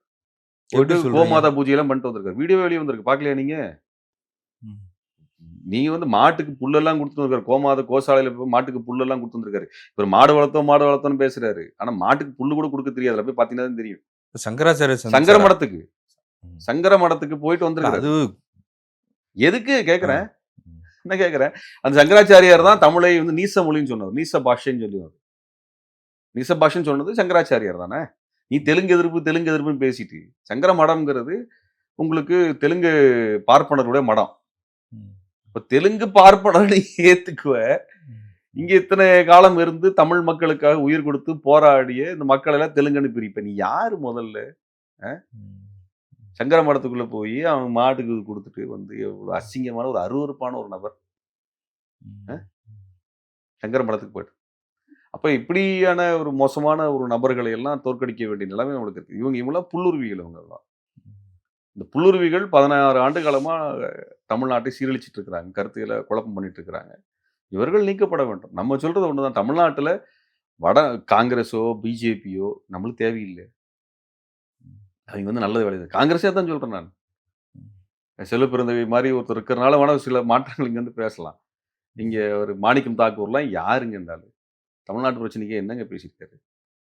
அ என்ன பேசியிருக்கிறாங்க? காங்கிரஸ்காரங்க இத்தனை எம்எல்ஏ குடுத்துருக்கோமே, தமிழ்நாட்டு பிரச்சனை என்ன பேசியிருக்கு? கோட்டப்பட்டினத்தில மீனவர் கொலை நடக்குது. அங்க இருந்தது காங்கிரஸ் எம்எல்ஏ. வந்து எட்டியே பார்க்கல. அப்ப இதெல்லாம் நம்ம பேசணும்னா நெறைய பேச வேண்டியிருக்குது. இப்ப இந்த காங்கிரஸ்காரங்கனால நம்ம தமிழ்நாட்டுக்கு எந்த பெனிஃபிட்டும் கிடையாது. பிஜேபினால நல்லதே கிடையாது. அப்ப இப்படிப்பட்ட ஒன்று இல்லாத தமிழ்நாட்டுக்குள்ள நீங்க திமுகவோ, அதிமுகவோ, வேற கட்சிகளோ நீங்க அடிச்சுக்கோங்க. அதெல்லாம் அதிகாரத்துல யார் வேணா வாங்க. ஆனா யார் வந்தாலும் மக்களுக்கு நல்லது பண்ணணுங்கிற ஒரு அழுத்தத்தை நாம் தருவோம். நாங்க அந்த இடத்துல தான் இருக்கிறோம். நீ யார் வேணா உங்க மாநில கட்சிக்குள்ள ஆட்சிக்கு வா. பிஜேபி, காங்கிரஸ் இல்லாம நீ வா. உங்களுக்கு ஆன அழுத்தத்தை கொடுக்க வேண்டிய பொறுப்பு எங்களுடையது. மக்களுக்கு தேவையானது உங்ககிட்ட சண்டை போட்டு வாங்க வேண்டியது எங்களோடது. மக்களுக்காக நின்னு சண்டை போடுறத நாங்க செய்வோம். ஆனால் நீங்க திமுகவோ, அதிமுகவோ ஒண்ணும் இல்ல. திமுகவே வந்து பிஜேபி எதிர்ப்பெல்லாம் அவங்க 2021 தேர்தல்ல பேசவே கிடையாது. ம். கூட்டணி கட்சிகள், உதயசூரியன் சின்னத்தில் நிக்கக்கூடிய கட்சிகள். அவர்களுடைய பரப்புரைக்கு அவர்கள ஆதரிச்சு போனதுக்கே வந்து திமுகவோட ஐடி விங் அது ஐபேக்ல இருந்து எதிர்ப்பு இருந்தது. அவர்லாம் இப்பவும் அதான் சொல்றாங்க. ம். இப்பவும் திமுக சின்னத்தை வைத்திருக்கக்கூடிய கூட்டணி கட்சிகள் இடத்துல நீங்க மே 17 இயக்கத்தெல்லாம் அனுமதிக்காதீங்கன்னு அவங்க சர்க்குலர் குடுத்துருக்காங்க. இது எங்க விளங்கும்? ம். இவங்களுக்கு என்ன அரசியல் தெரியும் முதல்ல? கிராஸ் ரூட் அரசியல் என்னன்னு தெரியும்? ம். நாங்க போய் இலவசம் குடுத்தோம், அத குடுத்தோம், இத குடுத்தோம் மக்கள் ஓட்டு போட்டோம்னு நெனச்சுட்டு இருக்கீங்களா? 40, 50 ஆண்டுகளாக மக்கள் நலத்திட்டங்கள் நடந்து கொண்டே இருக்குது. அத வச்சுலாம் மக்கள் ஓட்டு போட்டான்னா ஒரே கட்சி தான் இருந்திருக்கணும். இந்த நலத்திட்டங்களையோ, வளர்ச்சி திட்டங்களையோ வைத்துக் கொண்டெல்லாம் தமிழ் மக்கள் கட்சிகளை முடிவு செய்வதில்லை. கோட்பாடு அடிப்படையில் தான் முடிவு செய்றான். ஏன் பிஜேபிய மறுக்கிறான்? ஏன் பிஜேபிய மறுக்கிறான்? ஏன் காங்கிரஸ மறுத்தான்? காமராஜர் ஆட்சியில கொண்டு வந்த வளர்ச்சி திட்டங்கள் என்ன? ம். அதையவே மறுத்து ஏன் தூக்கி போட்டான்? காங்கிரஸே வேண்டாம், காமராஜரே வேணாம்னு ஏன் தூக்கி போட்டான்? கொள்கை அடிப்படையில நின்னு முடிவெடுப்பான் தமிழன். எனக்கு சோத்துக்கு வழி இல்லனாலும் பரவால்ல. நான் பிச்சை எடுத்தாலும் பரவால்ல. என் இனம், என் மொழி, என் மக்கள், என் நிலம்.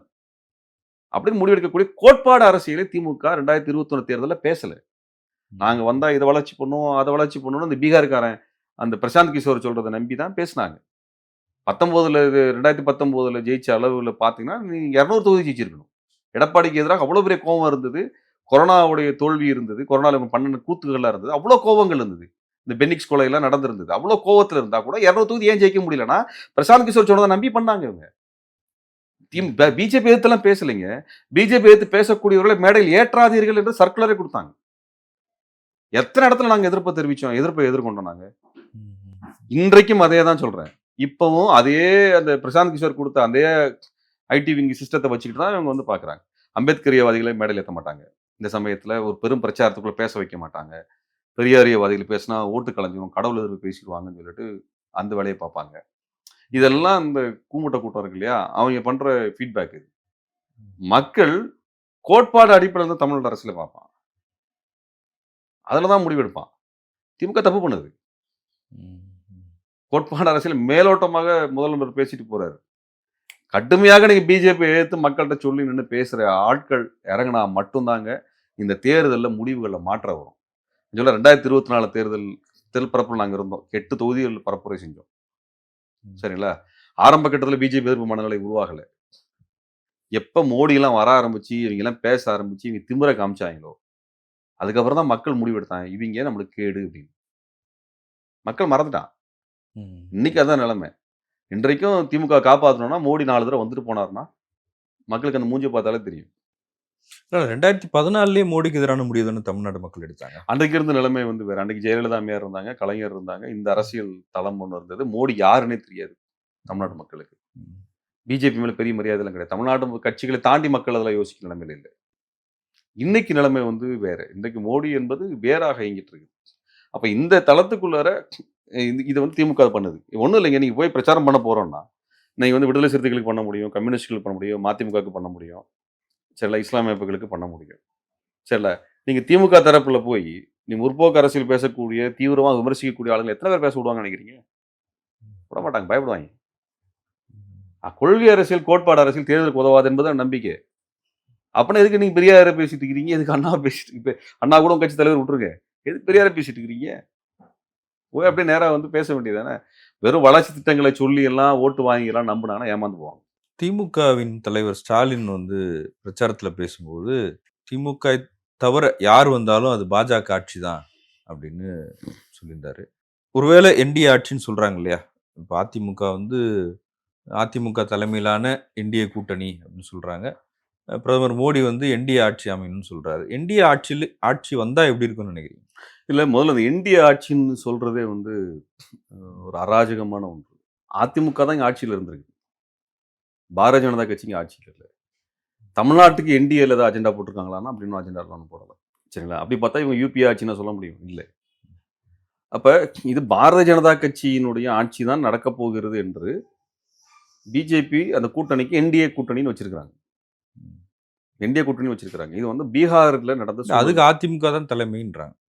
அது அன்னைக்கு எடப்பாடி தான் முதலமைச்சர். நிதிஷ்குமார் தான் தலைமைன்னு சொன்னாங்க. இங்க சிவசேனா தான் மகாராஷ்டிரா தலைமைன்னு சொன்னாங்க. ம். அதுக்கப்புறம் சிவசேனை உடைக்கப்பட்டது. அங்க நிதிஷ்குமார் கட்சி சிதைக்கப்பட்டது.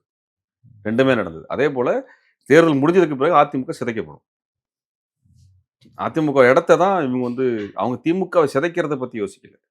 பிஜேபி வந்து திமுகவை ஆட்சியை விட்டு நீக்க வேண்டும் என்று நினைக்கிறாங்க. ஆனா அதிமுகவை அழிக்க வேண்டும் என்று நினைக்கிறார்கள். 2க்கும் வித்தியாசம் தான். பிஜேபியினுடைய முதல் அ அ தாக்குதல் என்பது அதிமுகவின் மீது தான். அப்ப உண்மையாலுமே பிஜேபி எதிர்க்க வேண்டிய முதல் கட்சி எதுனா அதிமுகவினோட தொண்டர்கள் தான். அவங்க திமுகவை சிதைக்கிற வேலைகள்லாம் ஒண்ணும் பார்க்கல. இப்ப என்னன்னா பிஜேபிக்கு தமிழ்நாட்டினுடைய அதிகாரத்துக்கு வந்தா என்னெல்லாம் நடக்குங்கிறது ரொம்ப முக்கியமானது. இயல்பாக பாரதிய ஜனதா கட்சிக்கு அதனோட ஆர்எஸ்எஸ்க்கு தமிழ்நாட்டின் மேல பெரிய வெறுப்பு ஒண்ணு உண்டு. அது முதல்ல தமிழர்கள் வரலாற்று ரீதியாவே புரிஞ்சுக்கணும். இன்னைக்கு இல்ல, நீண்ட காலமாவே நம்ம மேல ஒரு பெரிய வெறுப்பு அவர்களுக்கு உண்டு. அந்த வெறுப்பு என்பதை ஒரு கோட்பாடாக மாற்றி வைத்திருப்பது பிஜேபி. நீங்க காங்கிரஸ் கட்சியில அந்த மாதிரி விமர்சனங்கள் நம்மளுக்கு நம்ம தமிழ்நாட்டு தலைவர்களை பத்தி அவங்க பெரிய முக்கியத்துவமே கொடுத்திருக்க மாட்டாங்க. தமிழ்நாட பங்களிப்பை பத்தி காங்கிரஸ் எதுவும் பேசாது. அவங்களுக்கு ஒரு ஒவ்வாமை இருக்கும். தமிழ் மொழி மேல இதெல்லாம் ஒரு ஒவ்வாமை இருக்கும். இது ஒரு கோட்பாடு தியரியாவே மாத்தி தமிழர்களை வெறுப்பது என்பது தியரியாகவே மாத்தி வச்சிருக்கிறது வந்து பிஜேபி. பீகார் தேர்தலில் வந்து தமிழ்நாட்டில் பீகாரிகளை அழிக்கிறாங்க, அடிக்கிறாங்க அப்படின்னு வந்து மோடியும் அவருடைய கூட்டமும் பேசினாங்க. அங்க பீகார்ல தமிழர்களுக்கு எதிரான ஒரு மனநிலையை கட்ட வேண்டிய அவசியம் என்ன வந்தது? ஒன்று. ஒரிசா தேர்தலில் நீங்க வந்து தமிழர்கள் வந்து இங்க இருக்கக்கூடிய மொத்தத்தை கொள்ளையடிச்சிட்டு போனாங்க.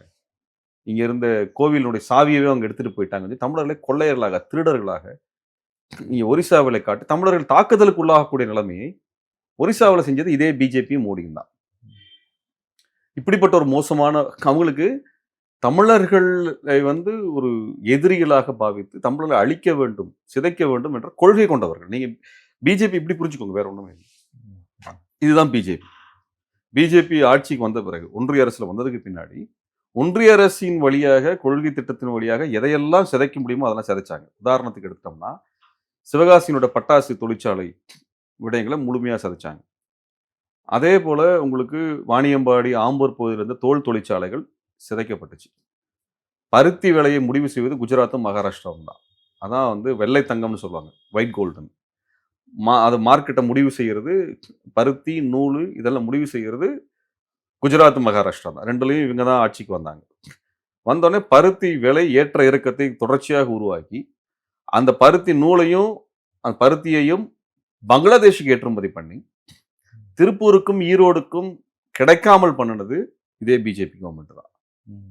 அது இம்போர்ட் பண்ணவும் பண்ண முடியாத நிலைமை கொண்டு வந்து பருத்தியின் விலை நிலையற்ற தன்மையாக மாற்றி திருப்பூருடைய மொத்த தொழிலை பெரிய அளவுக்கு பின்னடைவுக்கு தள்ளினது இதே பிஜேபி தான். அமெரிக்காவில் வந்து மிகப்பெரிய வணிக வரி விதிக்கப்பட்ட பொழுது மிகப்பெரிய பாதிப்புக்குள்ளானது இதே திருப்பூரும் கொங்கு மண்டல பகுதி தான். அதே போல ஒரு நெருக்கடி தான் கரூரினுடைய பஸ் பாடி பில்டிங் சிஸ்டத்துக்கு கொண்டு வந்தாங்க, சேர்த்தாங்க. அப்ப இந்த தொழில் என்பது நசுக்கப்பட்டது. நெய்வேலி லிக்னைட் கார்பரேஷன்ல பாரதிய ஜனதா கட்சி ஆட்சி காலத்தில் தமிழர்களுக்கு வேலை என்பது கிட்டத்தட்ட கிடையாது. தமிழர் நிலங்கள் எடுத்துக்கொள்ளப்பட்டதே இருக்கு. சரிங்களா? இவங்க வந்ததுக்கு பின்னாடி தமிழ்நாட்டினுடைய ஒன்றிய அரசு நிறுவனங்கள், ஒன்றிய அரசு நிறுவனம்னா ரயில்வேஸ் ஒன்றிய அரசு நிறுவனம், bank, income tax office, customs tax, இப்படி எடுத்துக்கொள்ளக்கூடிய இந்த அனைத்து தமிழ்நாட்டில் இருக்கக்கூடிய ஒன்றிய அரசினுடைய நிறுவனங்களில் கிட்டத்தட்ட 2,00,000 பணியிடங்கள் என்பது பெரும்பாலான பணியிடங்கள் ஹிந்தி பேசுகின்ற மாநிலத்தை சேர்ந்தவங்களுக்கு கொடுக்கப்பட்டது. அவன் தான் அதிகாரிகளை உட்காந்து நம்ம வந்து இந்திக்காரனை எதிர்க்கிறனா இங்க இருக்க ரோட்ல வேலை செய்ய கூலியாள பேசிட்டு இருக்கிறாங்க. அது அல்ல. சீமானு அவங்க இவங்கெல்லாம் அதை பேசிட்டு இருக்காங்க. அது இல்லை. இந்த அதிகாரத்தில் வந்து இன்கம் டாக்ஸ் ஆஃபீஸில் இருக்கிறது, கஸ்டம்ஸில் இருக்கிறது, இமிகிரேஷனில் இருக்கிறது, இப்படி எல்லா இடத்துலையும் சிஆர்பிஎஃப்ல இருக்கக்கூடிய ஆட்கள் அங்கே தான் கொண்டு வந்திருக்கிறாங்க. அது கூட ஒரு துணை ராணுவ படைங்கிறத எடுத்துக்கலாம். ஆர்பிஎஃப்ல என்ன பிரச்சனை? ரயில்வே போலீஸ் ஃபோர்ஸ்ல எல்லா ரயில்வே ஸ்டேஷன்லயும் வந்து இந்தி பேசக்கூடியவனை மட்டுமே நீங்க ரயில்வே போலீஸா வச்சிருக்கிறீங்க. எங்க தமிழ்நாட்டுக்குள்ளார இப்படின்னு எடுத்துட்ட அனைத்து இடங்களிலும் இந்தி பேசக்கூடியவர்களை அதிகாரிகளாக நியமனம் பண்ணி நம்மை கட்டுப்படுத்துவது, தொழில்களை நசுக்குவது. இங்க ஜிஎஸ்டியில இருந்து என்ன நடக்குதுன்னா, தமிழ்நாட்டு தொழிலதிபர்கள் மீது அல்லது தமிழ்நாட்டு தொழில் செய்யக்கூடியவர்கள் மீது மட்டுமே ரெய்டு, அவர்கள் மீது மட்டுமே தாக்குதல். சில அதுல பண்ணக்கூடிய நெருக்கடிகள் பெரிய அளவுக்கு ஃபைனை ஜிஎஸ்டியில் நீங்கள் எவேட் பண்ணிட்டீங்கன்னு ஒரு ஃபைனை போட்டு பேங்க் அக்கௌண்ட்டை ஃப்ரீஸ் பண்ணுறது, கட்டியிருந்தாலும் கூட. அப்புறம் நாங்கள் கட்டிட்டேன்னு சொல்லி திருப்பி கொண்டு போய் ஃபைல் பண்ணால் அதுக்கப்புறம் நீ போய் கோர்ட்டில் ட்ரிபியூனலில் போய் நீ சரி பண்ணிக்கோ சொல்லி அனுப்பிடுறது. அதுக்குள்ளே தொழிலை விட்டு இது மாதம் மாதம் நடக்கிற எலிமெண்ட் இல்லையா? அப்போ அதில் அவங்க அலையிறது. இத்தனை நெருக்கடிகள், தமிழ்நாட்டிற்கு வந்த முதலீடுகள், இதை எல்லாமே பிற மாநிலங்களுக்கு மாற்றுவது, பிற மாநிலங்களுக்கு மாற்றுறது. இப்படி தமிழ்நாடு வளர விடாமல் செய்வதற்குரிய விஷயங்கள், தொழில் ரீதியாக வளர விடாமல் செய்வதற்கான எல்லா கட்டுமான வேலைகளையும் அவங்க செஞ்சாங்க. இப்போ நீங்கள் மதுரையில் மெட்ரோ வர்றதுக்கும் கோயம்புத்தூர்ல மெட்ரோ வர்றது ஏன் தடுத்தாங்கன்னா, இவங்க எதாவது பேசிட்டு இருக்காரு. இப்போ ஃபட்னாவிஸ்லாம் பேசியிருக்காரு. அதுக்கான காரணம் என்ன காரணம்னா, இந்த 2 நகரமும், ஏன்னா சென்னை வளர்ச்சி ஒரு இடத்துக்கு வந்துருச்சு, இதுக்கு அடுத்து 2 நகரங்கள் வளருது. கோவை வளருது, மதுரை வளருது. இந்த 2 நகரங்களும் அடுத்து தொழில்துறையை வளர்ந்துட முடியும். மிகப்பெரிய வளர்ச்சியும் இந்த 2 நகரமும் கொண்டு வந்துட முடியும். அது கிடைக்கக்கூடாதுன்னு சொல்லி தான் அவங்க பண்றாங்க. போபால்ல ஆட்சி வந்தா நாங்க கொண்டு வந்துருவோன்றாங்களே. நீங்க வந்து இந்த வளர்ச்சி திட்டங்கள் என்பது நம்மளுடைய வரியிலிருந்து வர்றது. நீ வந்து மோடியோட சொத்துலேருந்து நம்ம கேட்கல, அண்ணாமலை சொத்துலேருந்து, அண்ணாமலை கொள்ளையடிச்ச சொத்துலேருந்து நம்ம கேட்கல, அண்ணாமலை ஊழல் பண்ணி சம்பாதிச்ச பணத்துலேருந்து நம்ம கேட்கல. நான் கொடுத்த வரியில் எனக்கு வர வேண்டிய வளர்ச்சி நிதி அது. அந்த வளர்ச்சி நிதியை தடுத்து வச்சிருக்கிறாங்க. இப்போ என்ன சொல்றாரு ஃபட்னாவிஸ், மகாராஷ்டிராவோட முதலமைச்சர் வந்து, நீங்க வந்து பிஜேபிக்காரரை மதுரையில் தேர்ந்தெடுத்து டெல்லிக்கு அனுப்புங்க, பார்த்த உடனே மெட்ரோ வந்துருன்றாரு. இது பிளாக்மெயில் பண்றது. சரி, கோயம்புத்தூர்ல இருந்தா வானதி சீனிவாசன் போச்சு, கோயம்புத்தூர் கொடுத்துருக்க வேண்டியதானே மெட்ரோ. கோயம்புத்தூர் மெட்ரோ வந்திருக்கும்ல, ஏன் வரல? வானதி சீனிவாசன் ஜெயிச்சு தானே போச்சு, ஏன் வரல மெட்ரோ? நடக்கலையே. அப்ப இதெல்லாம் ஏமாத்து வேலை. அவங்களுக்கு உண்மையாலுமே தமிழர்கள் மேல பெரிய வன்மம் இருக்கு. பெரிய தமிழர்களை நேசிக்கிறார் மோடின்றார். யாருங்க? அதே பட்னாவிஸ் தான் சொல்றாரு. என்ன சொல்றாரு? தமிழர்களுக்கு மோடி நெஞ்சில ஒரு தனி இடம் இருக்கு. மோடி என்னைக்கு உண்மை பேசியிருக்கிறார்? பேசுனதெல்லாம் பொய். இதெல்லாம் நம்புற இடத்துல நாங்க இல்ல. நீங்க வந்து தமிழர்களை நேசிக்கிறாரு, தமிழ்நாடை நேசிக்கிறாருன்னா, அது ரிசல்ட் காமிச்சிரும். நம்ம நடந்த கஜா புயல்லேருந்து, ஒக்கி புயல்லேருந்து, நிவர் புயல்லேருந்து, சென்னை வெள்ளத்திலிருந்து, வறட்சியிலிருந்து வரவேண்டிய நட்டஈடு மட்டுமே 1,15,000 கோடி. 1,15,000 20,000 கோடி வரல. இப்ப பாஜக என்பது தமிழ் மக்களினுடைய ஒட்டுமொத்த வணிக கட்டமைப்பை அழிக்கக்கூடிய ஒரு அமைப்பு. தமிழர்களுடைய கல்வி கட்டமைப்பை அளிக்கின்ற அமைப்பு. தமிழருடைய தொழில் கட்டமைப்பை அளிக்கின்ற அமைப்பு. தமிழர்களுடைய சமூக கட்டமைப்பை அளிக்கின்ற அமைப்பு. தமிழ்நாட்டுல பிஜேபி வளர ஆரம்பிச்சதனுடைய அடையாளம் தான் இங்கே போதைப் பொருள் வளர்ச்சி. இங்க சாதிய கலவரங்கள், பெண்கள் மீதான வன்முறைகள் அனைத்துமே பிஜேபி வளர ஆரம்பிச்சதனுடைய எடுத்துக்காட்டு. இது வந்து நான் தனியாலாம் சொல்லல. இதுதான் ஒரிசால இப்ப நடந்துட்டு இருக்கு. இதுதான் மணிப்பூர்ல நடந்தது. இப்போ நடந்துட்டு இருக்கு. இதுதான் அஸ்ஸாம்ல நடக்குது. இதுதான் பீகார்ல நடக்குது. இதுதான் உத்தரப்பிரதேசத்துல நடக்குது. இதான் மகாராஷ்டிரா நடக்குது. இத்தனை இடம்ல பிஜேபி ஆட்சிகள். இங்கெல்லாம் என்ன நடந்ததுன்னா, போதைப் பொருள், பெண்கள் மீதான வன்முறைகள் இத்தனையும் அதிகரிச்சிருக்கு. சாதிய கலவரங்கள், இனக்கலவரங்கள் இத்தனையும் நடந்த இடங்கள் இது. இந்த இத்தனை இடத்துலயும் பிஜேபி என்னைக்கு ஆட்சி அமைச்சதோ நடக்க ஆரம்பிச்சது.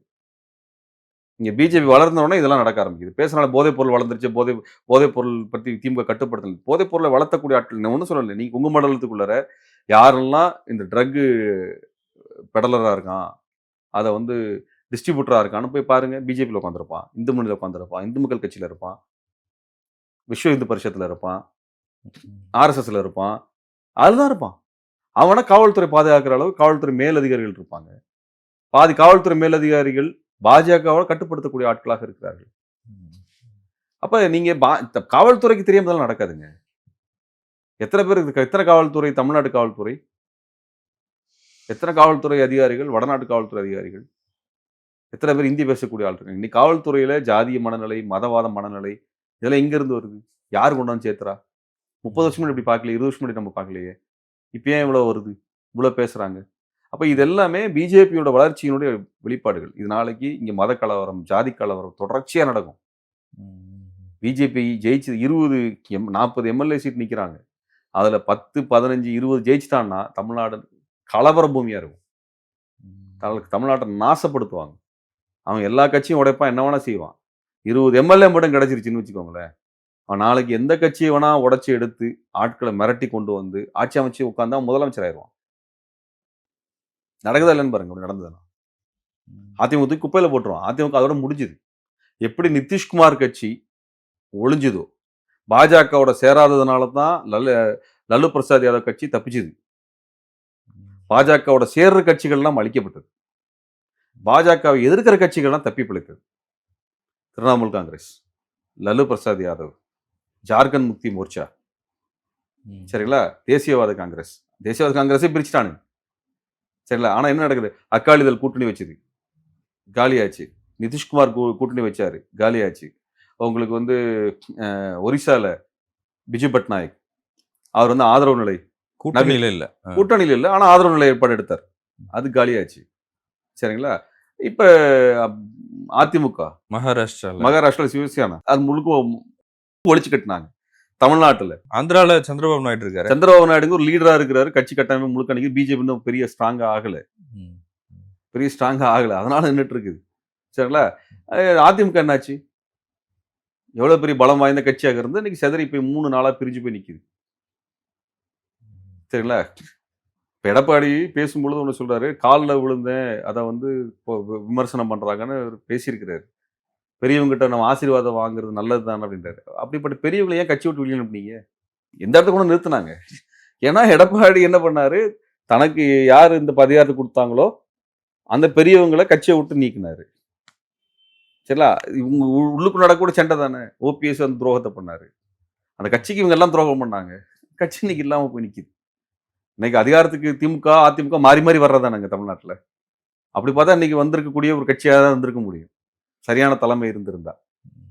பிஜேபியோட 40 சீட்டு ஜெயிப்பதற்கு அதிமுக உதவி பண்ணுச்சுனால் அது அதிமுகனுடைய இறுதி காலம். அது எப்படி பீகார்ல அளிக்கப்பட்டதோ, சிவசேனை மகாராஷ்டிராவில் அளிக்கப்பட்டதோ, அதே போன்ற ஒரு சூழலை அதிமுக சந்திக்கும். அதனால பாஜகவை முதல் கட்டமாக எதிர்க்க வேண்டிய முதன்மை நபர்களாக நிற்க வேண்டியவர்கள் அதிமுகவோட பொறுப்பாளர்கள், கடைமட்ட ஊழியர்கள். சரிங்களா? அவங்க தான் அந்த வேலையை செய்யணும். கட்சியை காப்பாத்தணும். அதுக்கப்புறம் நீங்க பிஜேபி தொரத்தி விட்டுட்டு தேர்தலுக்கு வாங்க, மகிழ்ச்சியா நில்லுங்க. மக்கள் யாரும் உங்கள எதிர்க்க மாட்டாங்க. யாரும் எதிர்த்துலாம் ஒண்ணும் பேச மாட்டாங்க. ம். உங்களுக்கு உங்களோட அரசியல் நீங்க 2 கட்சி சண்டை போட்டுக்கோங்க. ஒரு பிரச்சனையும் கிடையாது. மாநில கட்சி வாங்க, ஒரு பிரச்சனையும் கிடையாது. ஆனா பிஜேபி வந்துட்டீங்கன்னா, அதை ஏத்துக்கொள்ளவே முடியாது. நன்றி. உங்களுடைய நன்றி. நேரத்துக்கு மிக்க நன்றி.